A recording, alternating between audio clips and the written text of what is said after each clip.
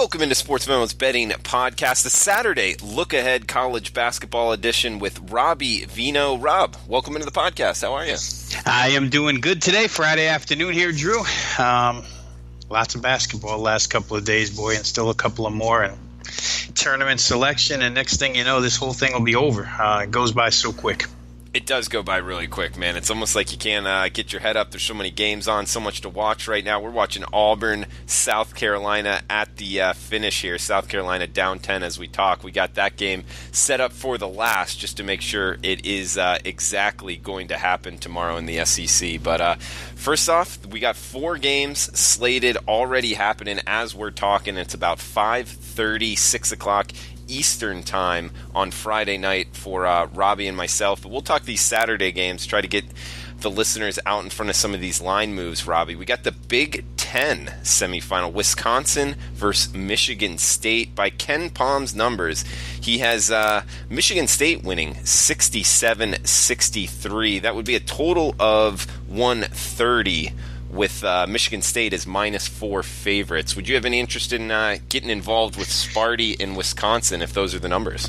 Yeah, my power ratings show Michigan State 4.5, so pretty much in line with what Ken Palm is thinking there. Wisconsin, of course, just came off a 4-point win over Nebraska. Boy, Drew, just real quick side note, the way that game ended, Nebraska, after a couple of made free throws by Wisconsin to put them up 7, couple of seconds left, Nebraska dribbles up the floor and chucks up the meaningless 3. Meaningless unless you were on the total of that game, because the three-pointer went down and sent the game over the number, which, believe it or not, has really developed into a trend in these Big Ten games so far. I know we have 2 more here to play tonight, but the underdogs in this Big Ten conference tournament are 6-2 right now, and the over is also 6-2 against the spread. So 2 very, very heavy trends through the first 8 games of the Big Ten tournament. Of course, Purdue, Minnesota later on tonight, and Iowa, Michigan after that. But as for this game, we saw today, Drew, that Ethan Happ had 0 influence on this game for Wisconsin. One of the worst games played by Ethan Happ in his college career. A credit to Nebraska for having only 6.5 players and 6.5 scholarship players, and hanging around for their 3rd game in 3 days, and playing toe-to-toe with all their opposition. Not so sure here what to make of the Wisconsin squad, especially against Michigan State, who welcomed back Nick Ward to the lineup today. For those who didn't see it, Nick Ward, big guy in the middle for Michigan State, returned, which certainly will help them as they go along here through the conference tournament and, of course, into the NCAA tournament. So I think there's a little bit of an advantage there for Michigan State, perhaps not accounted for in the line. I don't think that his presence is built into the point spread here, so you may get a little extra value with Michigan State. As for previous meetings between these two, Michigan State on the road beats Wisconsin 67-59 in their only other meeting this season. So we only have one to gauge it upon. It was a Michigan State road win. I would think they have more ways, especially with Ward back in the lineup, to beat you. They'll have to defend the Wisconsin threes, of course, and see if they can contain Happ the way he was contained today. But for a very, very, very early look, Drew, I would probably look toward Michigan State if the price is 4. I anticipate this game will probably be a little higher come tip-off tomorrow. Yeah, so do I. I mean, I'm with you, Robbie. If this is 4, I'll be on Sparty big time. I could see a 5.5, 6, 6.5. If you had to put a number out, what would you open it at? Yeah, like I said, my power ratings show 4.5, but I would probably consider Ward a little bit in his second game back and maybe open it 5 and see where they carry it to. But as what happens here, Drew, is as these cards get shortened day by day, teams get eliminated and things get shortened. Excuse me for a minute here. I'm just seeing Breaking news for Tyreek Hill under investigation for alleged battery. Okay, that's we're reporting news as we speak here, Drew. But I saw that too. You were watching the Auburn South Carolina game in this. Yeah, and that came across. That's wow, that's big news. We'll have to find out about that later. But like I was saying, the cards get shortened each and every day, and tomorrow it'll be even shorter, which means that generally speaking, guys don't skip games. $50 bettors, $100 bettors, they don't skip games like they would skip on a 40-game card, 50-game card. You know, you might play some, you're not playing them all. But as these cards get shorter, you tend to play a bigger percentage of the card. And for that reason, I think you'll see a lot of money bet on this game, and I think that the favorite will attract the money. So I'm with you. I could very easily see this thing closing 5.5, 6. If I had to guess, I think the closer probably would be around that 6 range. All right, Robbie. And we also got another one here in the AAC. Big game, Houston versus Memphis. And we were just talking off air. I mean, Memphis is making this home court advantage go a long way. They're finding themselves against Houston, top-rated AAC team, a team some people think could make a Final Four run here. And according to Ken Palm's numbers, they got Houston -9 and 80-71. So that would be -9. 151 as the total, Robbie. If those are the numbers, what are those compared to your power ratings, and how would you look to bet Houston-Memphis here? Yeah, boy, I don't have anything close to that, Drew. Now, I'm not saying that my power ratings are right, but I'm wondering if Ken Palm, it almost sounds like he treated it as a Houston home game. This is not a neutral floor. This is a home floor. Houston's away power rating against Memphis's home power rating at this point in time, I show Houston 4.5. This game will probably fall somewhere between that 4.5 and that 9, but I would say it's going to fall a lot closer to the number I'm showing here, 4.5, than it would to 9. Houston did blow out UConn today, just about wire to wire, Drew. I mean, I think I remember that game being about 16-14, 18-14, early first half after Houston got off to an 11-0 start.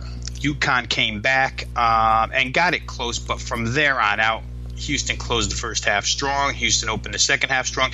UConn could not buy a basket in the second half, and Houston, boy, they just flexed their muscles and ran away and hid. They've been the best team in that conference all season long. There was no change in that today. One of the trends that's developed in the American Athletic Conference tournament so far through 6 games is the under is now 6-1 against the spread. Favorites here are 4-2, but the under is 6-1 after the Memphis Central Florida game went under the number as well. Central Florida today, Drew, as a road favorite, was only in the 2.5 range. I really can't see Houston being 9. If they are, I think there'll be a lot of money on the home team here. Memphis, as you said, we talked about off air, making the most of the home floor. Their star player, Jeremiah Martin, did not even have a big game today for Memphis.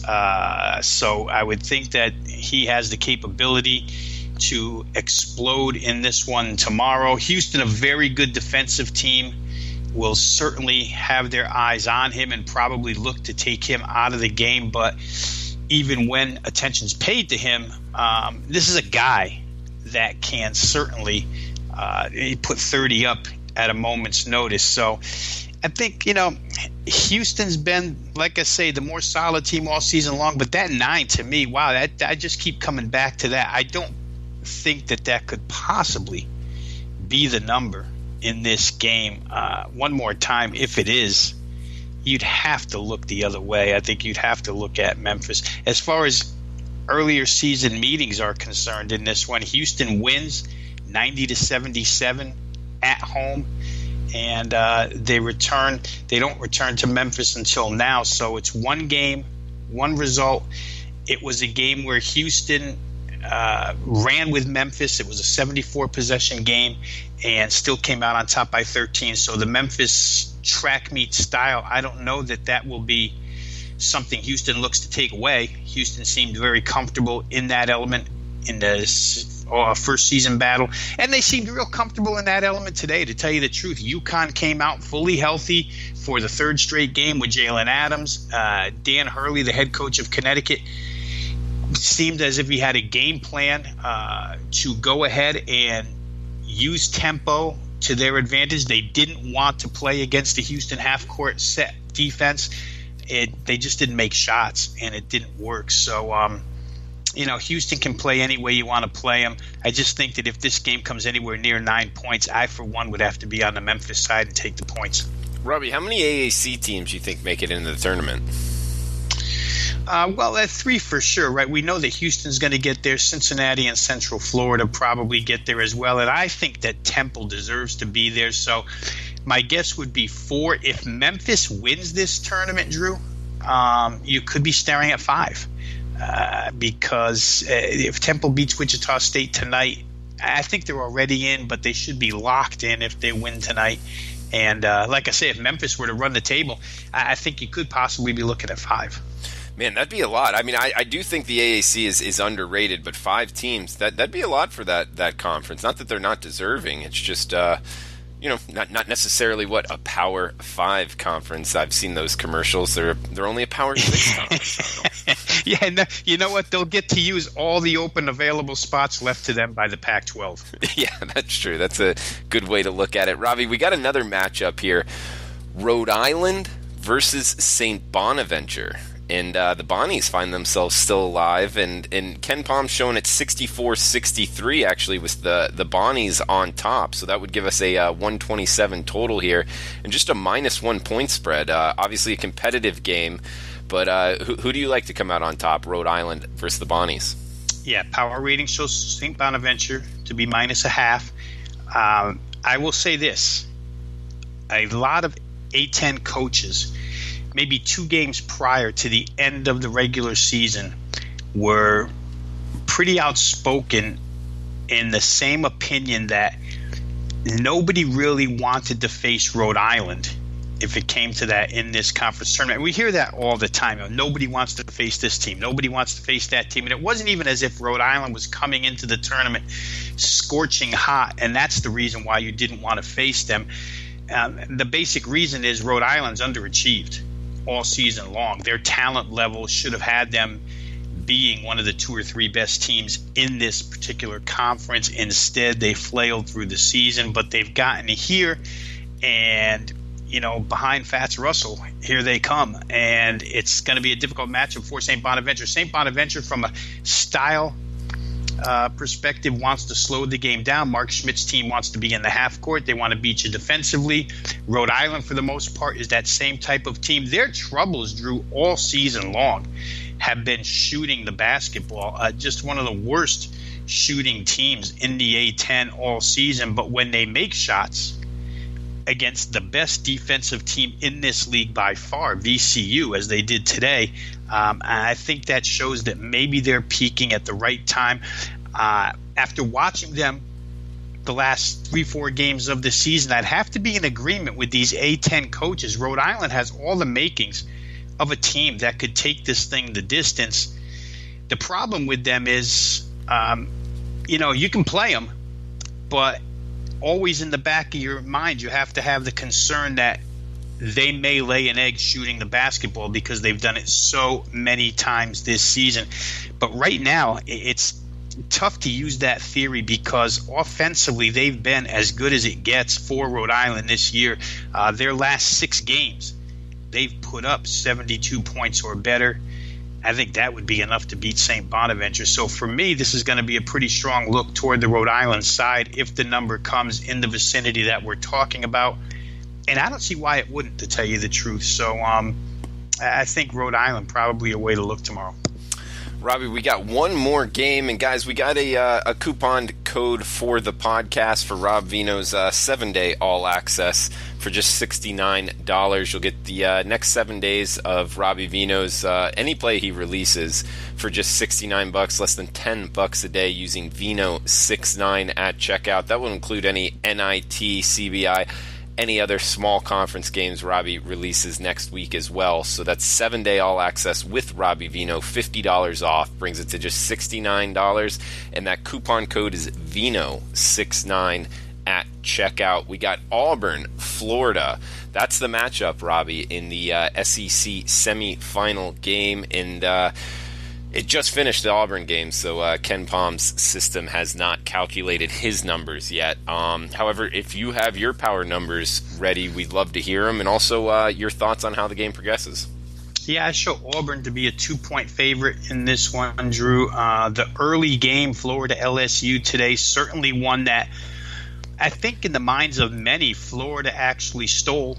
Not because of referee calls or anything, just snuck in and stole while LSU was busy releasing off the gas pedal. Florida was busy coming from behind and then stealing the game at the end, 76-72. A lot of mention on today's broadcast that perhaps LSU's faltering down the stretch today was attributed to the fact that they missed their head coach, Will Wade, some coaching decisions in question towards the end of this contest. But I'm not so sure that they just didn't maybe let off the gas a little bit. Let's not forget that Florida and LSU played some extremely close games all season long. So to see Florida win today is really no surprise. I think the surprise is the fact that LSU had such a huge start to the contest and then in the end couldn't hang on, and really in the last 15 seconds end up losing this game. So this should be a real good matchup. We've talked a lot about Bruce Pearl's team this year and how Bruce Pearl, as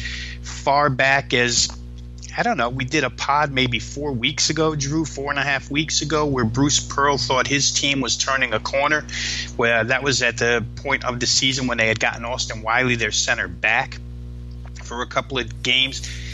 They showed some flashes, then they'd go back and regress, and then they'd show some flashes. But now, to me, they seem as strong as ever. So for Auburn, this is probably a pretty good matchup. It's a guard-oriented matchup. Florida's very reliant on their backcourt leadership. Auburn the same.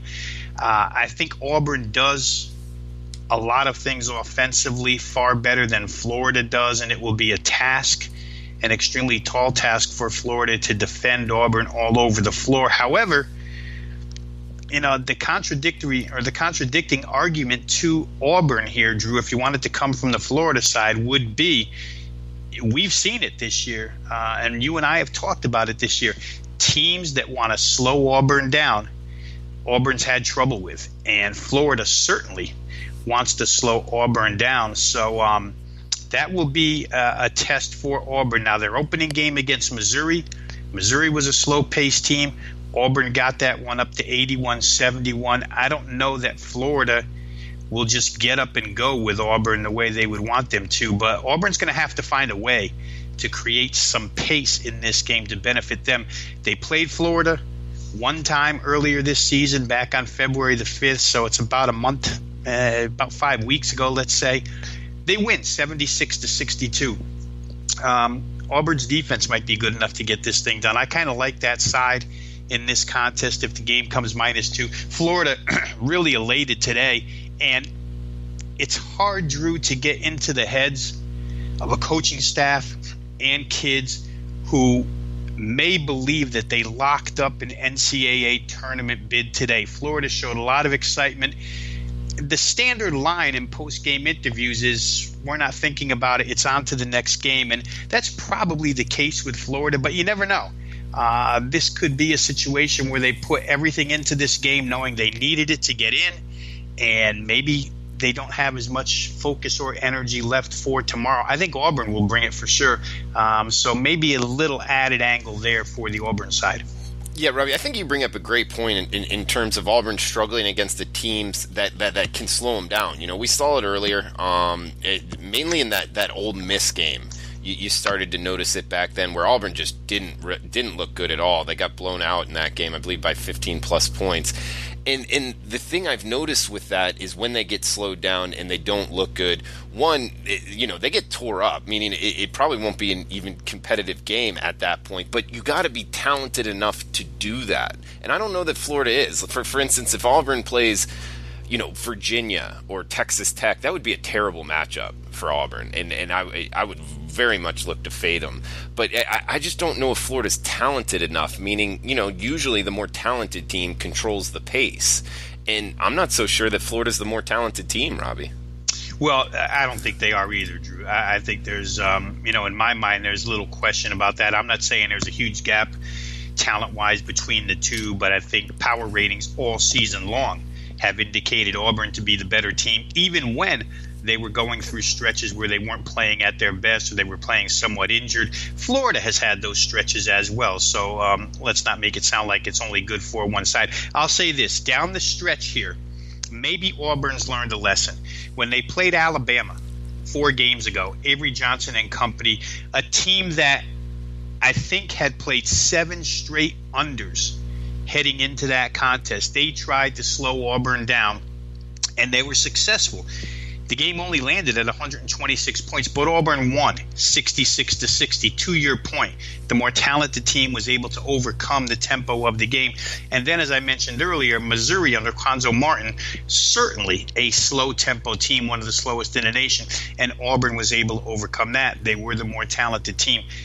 We'll see if they can do the same tomorrow, because you can rest assured Florida will try to make this a half-court style dogfight for Auburn. It's really incumbent upon them to go out tomorrow and find little stretches in the game where they can grab rebounds and run and steal, 6-0 spurts wherever they can. Even if there's only a couple of them in the game, it might be enough to win the contest. And it'll be interesting to see where this total comes as well, because I'd expect Florida to want to really walk it up. If they get behind, Drew, do they continue to walk it up? That'll be something we'll have to consider as well. Robbie, great stuff, man. Guys, we got the coupon code Veno69 for Robbie Veno's 7-day all access for just $69. That will get you every play he releases. And we got the small conference, or not the small conference, but the smaller tournaments up next week. Those are a great thing to bet as far as getting advantage on the odds makers. The main tournament coming up next Thursday will be the first day. Selection Sunday is this Sunday, alongside St. Patrick's Day. So it should be a really fun Sunday this weekend. Robbie, what are your plans this weekend, man? Well, currently, I am. My wife is in New York City. In fact, as we're speaking here, Drew, I get a text. She's in a hotel with the A10. The A10 tournament is in Brooklyn, and she's apparently in a hotel filled with A10 basketball players. And she just texted me to let me know that the place is absolutely loaded with tall kids and some in VCU warm-ups. But I assured her the VCU kids will be going home at least. But there's some other teams sticking around. For me, the weekend will be loaded with basketball, AAF football. Let's not forget that, guys. AAF football on tap for this weekend as well. Selection Sunday. Obviously, we'll all be in preparation for that so that we can have I figure we'll be doing a Monday podcast after the selections are made. So we'll have 4 tournaments to talk about on Monday morning, Drew, and certainly we'll stay attached to it all weekend long. On to the night session for Friday night college tournament hoops. You bring it up, Monday podcast, Robbie. If you're open, let's do it. Let's do it somewhat early if you can. What time works for you on Monday? Yeah. Because when these tournament matchups come out, you've texted me enough. They're always late nights for me. So I'll be certainly sorting out notes and whatnot deep into the night. And we can go early. I think that anything, 10:30 a.m., be well prepared to be able to go out there and put on a nice podcast for folks where these tournaments are concerned. It's a lot to get into perspective that quickly, but we obviously will do our best to go ahead and steer you in the right direction, because I know everybody out there is in some type of office pool or something, and they want to know right away who we should be betting. So we'll try to temper, Drew, the expectations that will be placed upon every single mid-major team come Sunday night as the national media, the television media, gets to chew at this tournament first. And every year it seems you watch it and they advise everybody that every single mid-major tournament, they're on them, they're going to win, they're going to win. So we'll try to temper it a little bit and give you the best advice we can on how to go with your office pools. All right, Robbie. And follow Rob on Twitter at Rob Veno Sports, myself at Drew Martin Betts. Please let us know what you want to hear on the podcast. Also, any thoughts, betting questions, lifestyle questions, whatever you want to throw at us. We'll be happy to answer them. And yeah, Monday, we'll give ourselves a little bit of buffer time. We'll have it out by, 2 o'clock Eastern.